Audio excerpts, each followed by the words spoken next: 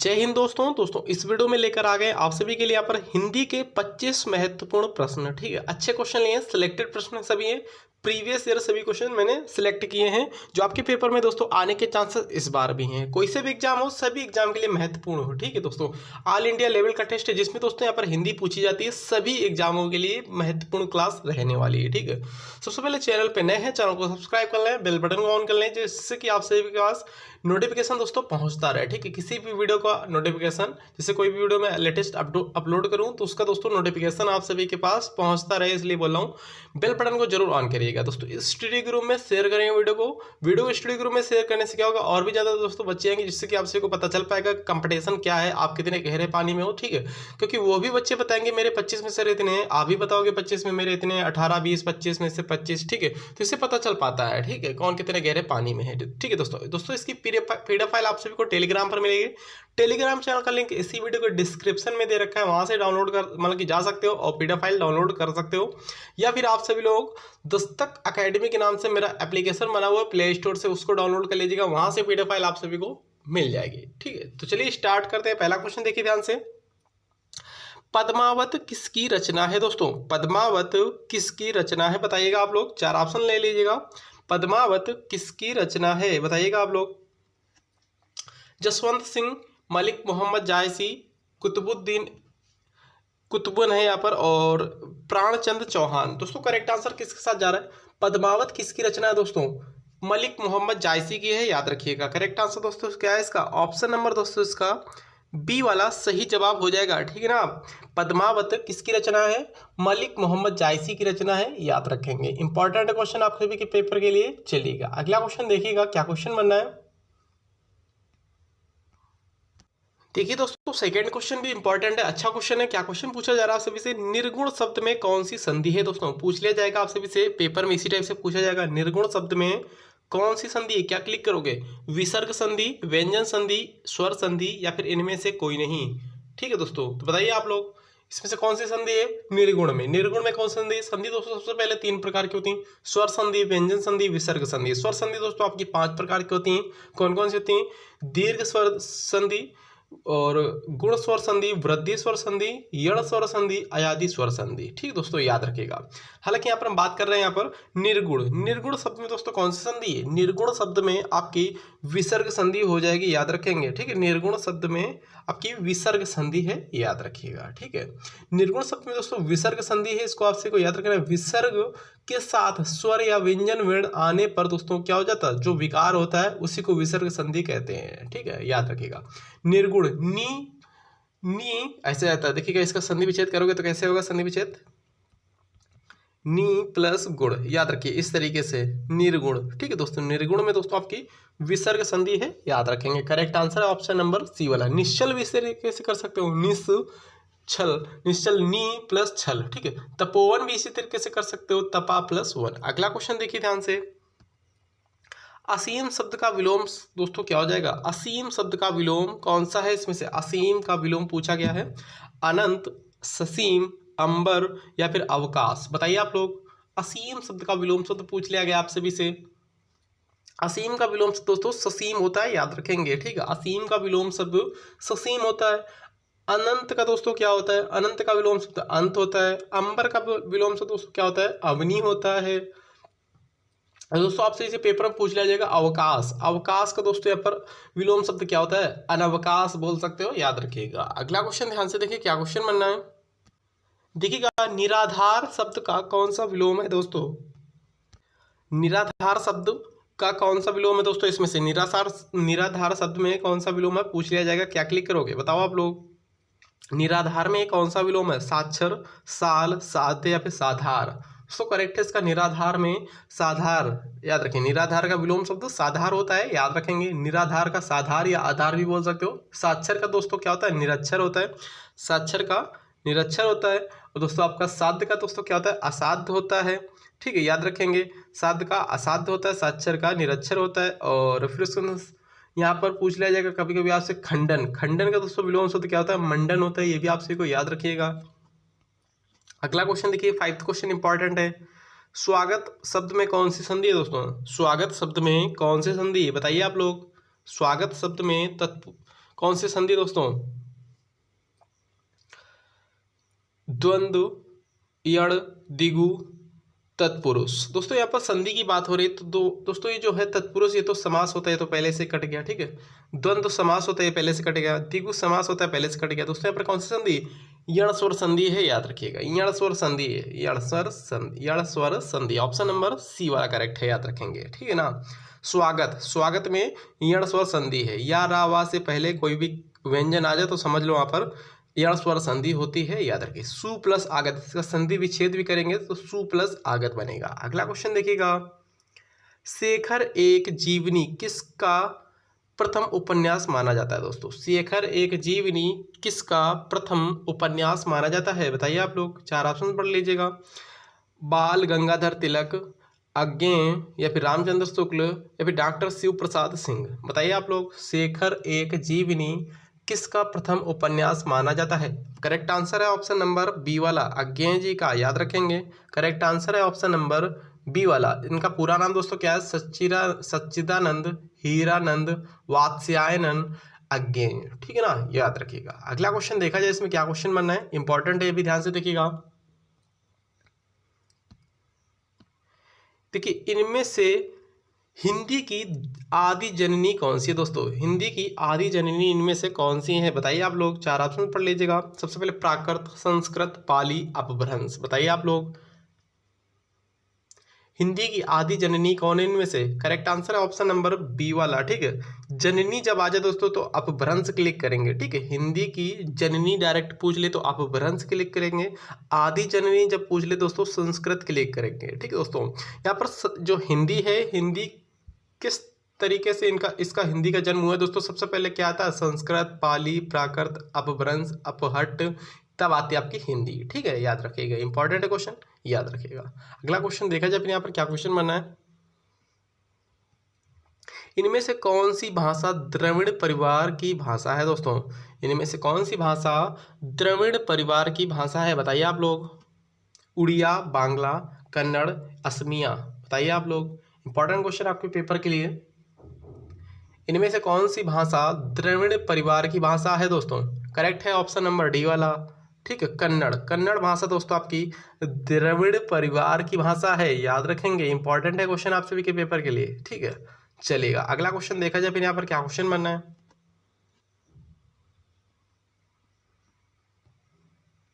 इनमें से कौन सा शब्द दोस्तों गंगा का पर्यायवाची नहीं है? गंगा का पर्यायवाची इनमें से कौन सा नहीं है? चार ऑप्शन पड़ेगा, करेक्ट आंसर बताने की कोशिश करें। अमर तरंगिनी, विष्णुपदी, त्रिपथंगा, पुष्पधन्वा। बताइए आप लोग, इसमें से कौन सी नहीं है गंगा का पर्यायवाची शब्द? पुष्पधन्वा, ये ऑप्शन नंबर डी वाला, यही नहीं है गंगा का पर्यायवाची शब्द। बाद बाकी सभी यहाँ पर विष्णुपदी भी है, त्रिपथंगा भी, अमर तरंगिनी भी है। करेक्ट आंसर दोस्तों ऑप्शन नंबर डी वाला है, याद रखेंगे। चलिए अगला क्वेश्चन देखा जाए क्या क्वेश्चन बनना है। 10th क्वेश्चन देखिएगा, जिसे जीता ना जा सके वाक्य के लिए एक शब्द कौन सा होगा? दोस्तों इसमें से जिसे जीता ना जा सके वाक्य के लिए, इसमें से दोस्तों वाक्यांश के लिए एक शब्द कौन सा होगा? अगेय, अनंत, अजय, या फिर अगाध। बताइए आप लोग, 10th क्वेश्चन बताइएगा आप लोग, जिसे जीता ना जा सके वाक्यांश के लिए एक शब्द क्या आ जाएगा? Correct answer option number C वाला है, ठीक है, अजय बोलते हैं, याद रखिएगा। क्या करेक्ट है? राइट आंसर है ऑप्शन नंबर दोस्तों सी वाला, अजय बोलते हैं जिसे जीता ना जा सके। ऑप्शन नंबर सी करेक्ट है, याद रखिएगा। दोस्तों जो बहुत गहरा उसको क्या बोलते हैं? अगाध बोलते हैं, अगाध, ठीक है, याद रखिएगा। जिसकी सीमा ना हो दोस्तों उसको क्या बोलते हैं? असीमित बोलते हैं, इसे भी आपसे भी याद रखिएगा, ठीक है दोस्तों। जिसकी सीमा ना हो उसको असीमित बोलते हैं, और किए जाने योग्य ना हो दोस्तों उसको क्या बोलते हैं? आकर्मण्ड, ठीक, आकर्मण्ड। तो और दोस्तों जो गाया जा सके उसको क्या बोलते हैं? अगेय बोलते हैं। जिसका अंत ना हो उसको दोस्तों अनंत बोलते हैं, ठीक है। जिसे जीता ना जा सके उसको दोस्तों क्या बोलते हैं? अजेय बोलते हैं, ठीक है। इंपॉर्टेंट पॉइंट है, याद रखिए आप लोग। अगला क्वेश्चन ध्यान से देखिएगा, इनमें से कौन सा शब्द शुद्ध है? वर्तनी वाला क्वेश्चन आपसे लोग बताइएगा। शुद्ध वर्तनी से क्वेश्चन आते हैं, बच्चों के गलत भी हो जाते हैं प्रश्न, ठीक है। घनिष्ठ दोस्तों किस तरीके से लिखा जाएगा? घनिष्ठ आप लोग बताइएगा, घनिष्ठ की शुद्ध वर्तनी कौन सी होती है? ये लिखा घनिष्ठ, गलत हो गया। ये भी घनिष्ठ लिखा, गलत है। घनिष्ठ लिखा, घनिष्ठ क्या होता है? घनिष्ठ होता है कि ठ होता है, बताइए आप लोग। करेक्ट आंसर दोस्तों ऑप्शन नंबर डी वाला है, याद रखेंगे। ठीक, घनिष्ठ होता है, ऑप्शन नंबर डी करेक्ट है 11th का, याद रखेंगे। नेक्स्ट क्वेश्चन देखा जाए, क्या क्वेश्चन बनना है, इंपॉर्टेंट है भी क्वेश्चन। अक्ल का दुश्मन होना मुहावरे का अर्थ है दोस्तों। अक्ल का दुश्मन होना मुहावरे का सही अर्थ क्या हो जाएगा इसमें से? महापंडित, शत्रु, मित्र या फिर महामूर्ख, बताइए आप लोग। करेक्ट आंसर इसका क्या हो जाएगा? अक्ल का दुश्मन होना मुहावरे का सही अर्थ होता है ऑप्शन नंबर डी वाला, महामूर्ख, याद रखेंगे। करेक्ट आंसर है ऑप्शन नंबर डी वाला, अक्ल का दुश्मन मतलब महामूर्ख। आंख का तारा मतलब कि बहुत प्रिय होता है, ठीक, आंख का तारा होना मतलब कि बहुत प्रिय। दिन गंवाना मतलब क्या? समय नष्ट करना होता है। तिनके का सहारा मतलब कि थोड़ी सी मदद होता है इसका मतलब, ठीक है। दिल बाग बाग होना मतलब अत्यधिक हर्ष होना, यानी अत्यधिक खुश होना, याद रखेंगे। इंपॉर्टेंट पॉइंट आप सभी को बता रहे हैं। अगला क्वेश्चन देखिए ध्यान से। कौन सा वर्ण उच्चारण की दृष्टि से दंत नहीं है? सबसे पहले जान लीजिएगा दंत कौन से वर्ग में आता है दोस्तों। कंठ, तालव्य, मूर्धन्य, दंत, ओष्ठ, ठीक है दोस्तों। क, च, ट, तप, ठीक है।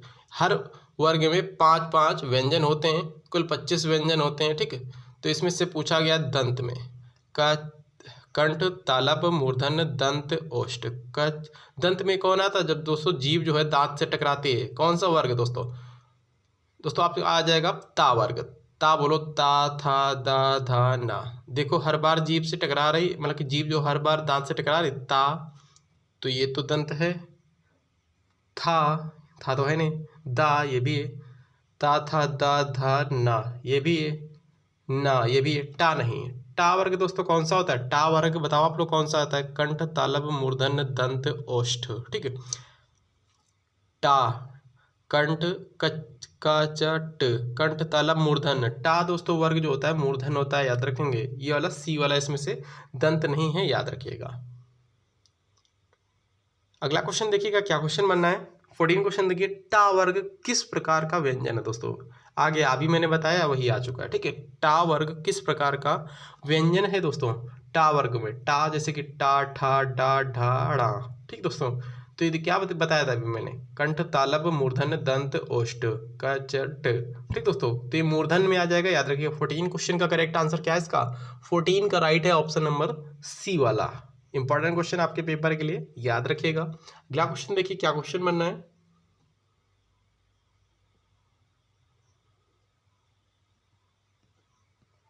फिफ्टीन क्वेश्चन देखिए।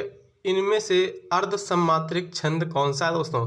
अर्ध सम्मात्रिक छंद कौन सा है दोस्तों, बताइए आप लोग। 4 ऑप्शन दे रखे हैं, कुंडलियां, दोहा, रोला, चौपाई। अर्ध सम्मात्रिक छंद पूछ लिया गया आप सभी से दोस्तों। करेक्ट आंसर है ऑप्शन नंबर इसका बी वाला, दोहा है, याद रखेंगे। कौन है? दोहा है दोस्तों, ठीक है।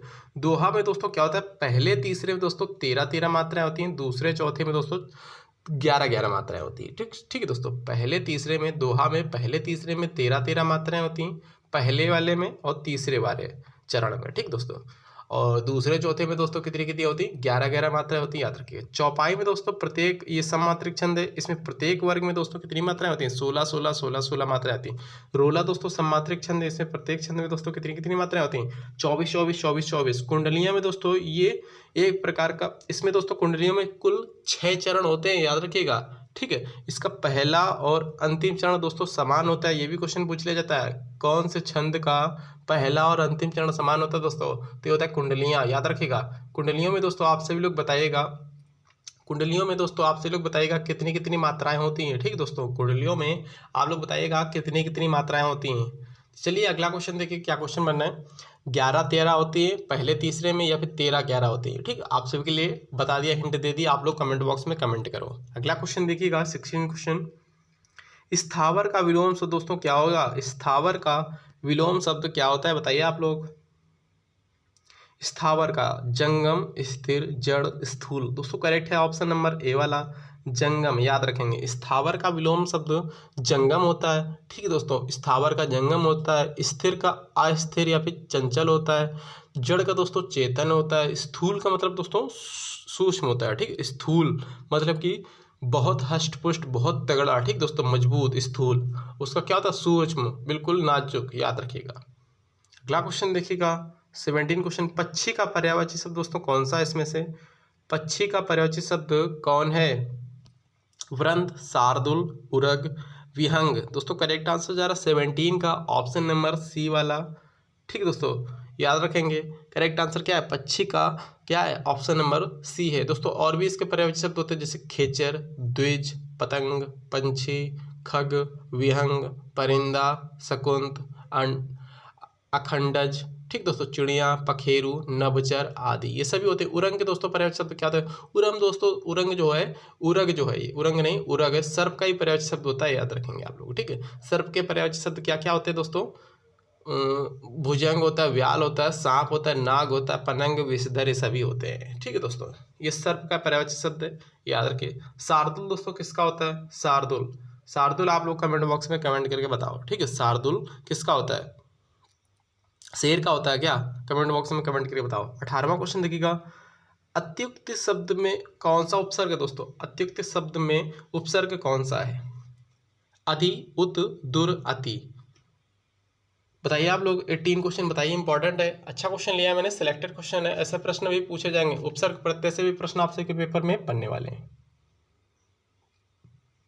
करेक्ट आंसर है ऑप्शन नंबर डी वाला, अति उपसर्ग है इसमें, याद रखिएगा। ठीक है दोस्तों, अत्युक्त में अति उपसर्ग आता है। ठीक है, जैसे कि और भी देख लीजिएगा, और भी वर्ड होते हैं जैसे कि अतिशय, अतिरिक्त, अतिरेय, ये सभी दोस्तों अति उपसर्ग है इसमें, याद रखिएगा। अगला क्वेश्चन देखिएगा, 19 क्वेश्चन ध्यान से देखिए, प्रत्येक रस में संचरण करने वाले भाव को क्या कहते हैं?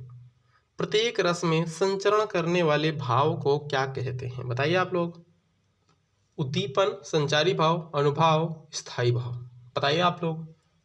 19 क्वेश्चन का करेक्ट आंसर क्या है इसका? ऑप्शन नंबर बी वाला करेक्ट है, संचारी भाव। दोस्तों संचारी भावों की संख्या कितनी होती है? 33 होती है, याद रखिएगा, डायरेक्टली पेपर में पूछ लिया जाता है। संचारी भावों की संख्या कितनी होती है? 33 होती है। ठीक है, भरत मुनि के अनुसार है ये। ठीक, भरत मुनि के अनुसार स्थायी मतलब कि संचारी भावों की संख्या 33 होती है, इंपॉर्टेंट है, याद रखिए। भरत मुनि के अनुसार दोस्तों रसों की संख्या कितनी होती है? 8 रस होते हैं। ठीक है, भरत मुनि के अनुसार रसों की संख्या 8 होती है दोस्तों, याद रखिएगा। 9वां रस दोस्तों कौन सा है? 9वां रस दोस्तों आप सबको शांत रस है। ठीक है, 10वां रस दोस्तों कौन सा है? 10वां रस बताइए आप लोग। और 11वां रस बताइएगा। टोटल 11 रस होते हैं, याद रखिएगा। चलिए, भरत मुनि के अनुसार खाली 8 है। ठीक है, और 11वां रस दोस्तों वात्सल्य रस होता है, ये आपसे लोग याद रखिएगा। और 10वां रस आपसे लोगों को बेहतर बताना है। ठीक है, 10वां रस आप सभी को ही बताना है। 8वां मैंने मतलब कि मैंने 9वां बता दिया शांत, 11वां बता दिया मैंने वात्सल्य, 10वां आप सभी को बताना है। चलिए, कुछ आप लोग भी हेल्प करा करो। ठीक है, बताया करो, पता तो चले आप लोगों को कुछ है कि नहीं। गिरधर में कौन सा समास है दोस्तों? गिरधर में कौन सा समास प्रयुक्त है? बताइए आप लोग। कर्मधार है, अव्यय भाव, बहुब्रीहि, तत्पुरुष। गिरधर में कौन सा समास है? बहुब्रीहि समास है, याद रखिए। जहां पर भगवान के नाम आ जाए वहां पर बहुब्रीहि समास होता है, याद रखिएगा। ठीक है दोस्तों, गिरिधर में बहुब्रीहि समास है। गिरधर मतलब कि श्री कृष्ण, याद रखिएगा। गिरधर का मतलब श्री कृष्ण, भगवान श्री कृष्ण की बात हो रही है। अगला क्वेश्चन देखिएगा, 21 क्वेश्चन, सन्मार्ग में प्रयुक्त संधि कौन सी है दोस्तों? सन्मार्ग में प्रयुक्त संधि कौन सी है? बताइए आप लोग। 21 क्वेश्चन, करेक्ट आंसर है ऑप्शन नंबर बी वाला, व्यंजन संधि है, याद रखिएगा। व्यंजन संधि सन्मार्ग में, जैसे कि सड़मार्ग आ जाता है, सट प्लस मार्ग, जगन्नाथ आ जाता है, जगत प्लस नाथ। ठीक, तो उसी प्रकार सन्मार्ग मतलब कि सत प्लस मार्ग, ऐसे। 1 सेकेंड,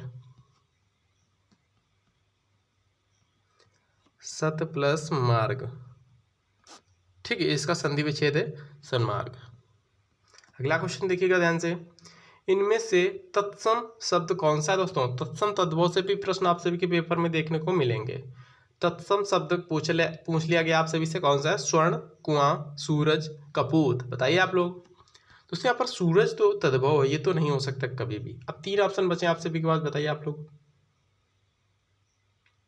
दोस्तों कपूत भी नहीं है। ठीक दोस्तों, कपूत भी नहीं है, कुआं भी नहीं है। Correct answer option number A वाला, स्वर्ण। सोना का दोस्तों होता है ये, मतलब कि सोना होता है तद्भव, इसका तत्सम क्या होता है? स्वर्ण होता है, याद रखिएगा। ठीक है, दोस्तों आप सभी को बता दूं कुआं का दोस्तों तत्सम क्या होता है, कुआं जो दे रखा है ऑप्शन नंबर बी में, इसका कूप होता है। सूरज का दोस्तों सूर्य होता है, ठीक है। कपूत का दोस्तों कुपुत्र होता है। ये इंपॉर्टेंट पॉइंट है, याद रखिएगा। चलिए 23 क्वेश्चन देखिए, इनमें से कौन सा शब्द शुद्ध है? शुद्ध शब्द कौन सा लिखा हो बताइए आप लोग, शुद्ध शब्द कौन सा लिखा हुआ है?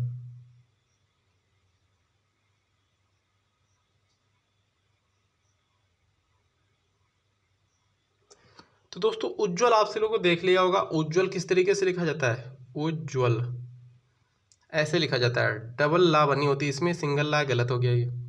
यानी दोस्तों इस तरीके से नहीं लिखा जाता है, यानी दोस्तों इस तरीके से लिखा जाता है, ये भी आप सभी का गलत हो गया है, ठीक है। द्वंद्व दोस्तों किस तरीके से लिखा जाता है? द्वंद्व, द्वंद्व किस तरीके से लिखा जाता है?